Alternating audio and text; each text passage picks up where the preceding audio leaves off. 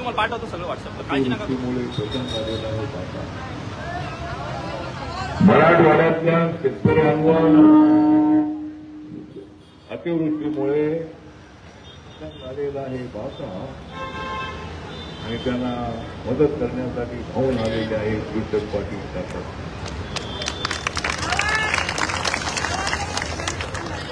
आज फुलून गेलेला आहे छत्रपती संभाजीनगरचा नाका. वारकऱ्यांनी फुलून गेलेला आहे छत्रपती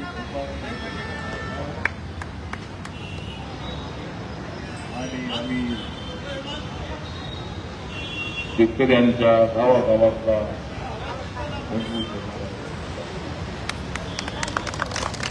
आज इथे वारकरी परिषदेच्या वतीने संत ज्ञानोबा तुकोबा आधार मराठवाड्यामध्ये जे नुकसान झालेलं आहे, अतिवृष्टीमुळे अनेक वेळेला शेतकरी पाऊस आला पाहिजे पावसाची वाट बघत असतो. पेरणी करण्यासाठी पावसाची आवश्यकता असलेली पाऊस येत नाही. अनेक वेळेला पेरणी उशिरा होते. या वेळेला पेरलेले किती का हे पीक उद्ध्वस्त करण्यासाठी एवढा पाऊस आहे. मराठवाड्यातल्या अनेक जिल्ह्यामध्ये मी जाऊन आणि मध्यंतरी मी धाराशिव, बीड, जालना, छत्रपती संभाजीनगर या जिल्ह्यांचा दौरा मी केला आणि शेतकऱ्यांची पिकं उद्ध्वस्त झालेली पाहिल्यानंतर मन एकदम तोंडात आलेला जो घास आहे तो घास या पावसानं उद्ध्वस्त केलेला आहे. अनेक ठिकाणी नद्यांना पूर आला. या पुरामधून काही लोक वाहून गेले, जनावरं वाहून गेली, अनेक लोकांच्या पिकाचं नुकसान झालं, अनेक लोकांच्या घरामध्ये पाणी गेलं. प्रचंडाच्या पद्धतीचा जो धक्का या पावसाने दिलेला आहे. आज या शांती लोक माननीय विठ्ठल पाटील यांच्या सूचनेप्रमाणे आपण या ठिकाणी आलेले आहात आणि या ठिकाणी आपण शपथ घेणार आहात.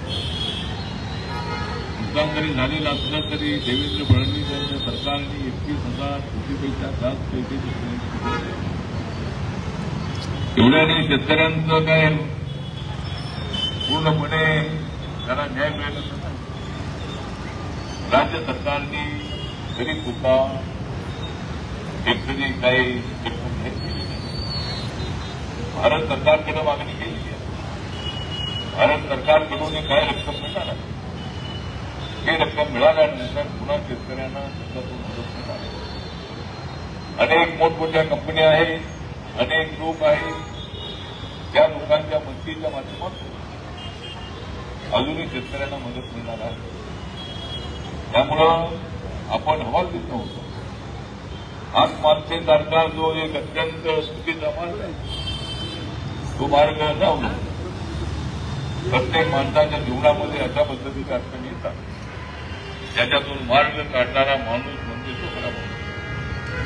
त्याने अशा पद्धतीनं आत्महत्या करून आपली मुलं बाळ आहे, आई वडील आहे, विशेष आहे, त्यांना सोडून अशा पद्धतीनं आत्मदहन करणं, आत्महत्या करणं हे अत्यंत चुकीचं आहे.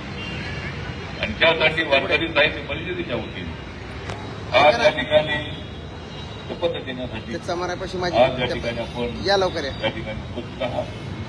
महिला वारकरी मोठ्या संख्येने या ठिकाणी आहेत. लाडक्या बहिणी आमच्या या ठिकाणी आलेल्या. लाडक्या बहिणीला मजबूत करण्याची भूमिका सरकारची आहे.